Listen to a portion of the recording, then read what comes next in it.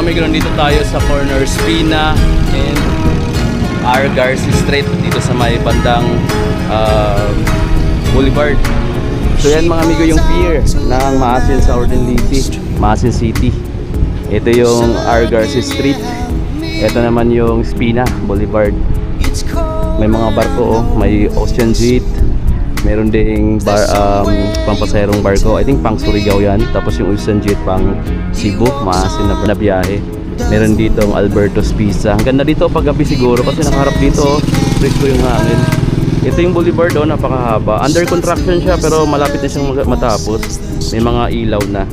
Pang finishing na lang yung kulang. Ganyan kaganda yung boulevard nila dito. Spina Boulevard, Maasin sa Ordinliti guys. So ulit dito. Kung gusto nyo tumambay pag gabi dito, napakaganda. Lalo na dito sa may Alberto. So pakain-kain lang kayo ng pizza. Nandito ako ngayon sa may Maasin, sa may Spina Boulevard.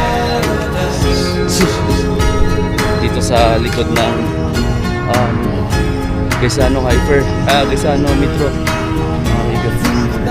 Ayan yung boulevard nila, napakaganda ng view.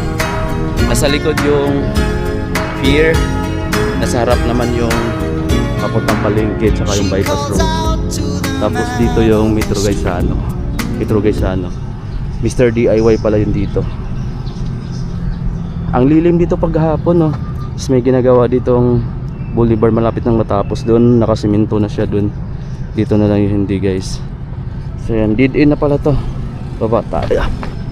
Ito yung Hyper Market. Ang init. Doon tayo galing kanina sa may pier. Yun ang kaganda yung view. Ayun yung barko na umalis, yung Ocean Jet 888. Parang papuntang Bohol kasi doon siya papunta, oh. So guys, bisitahin niyo yung Maasin, napakaganda dito mga amigo. Pag matapos tong itong boulevard na to na ginagawa ngayon, sigurado akong maganda rito tumambay pag gabi o bandang hapon dahil napakalamig dito guys. Wag lang sa tanghali dahil mapakainit din.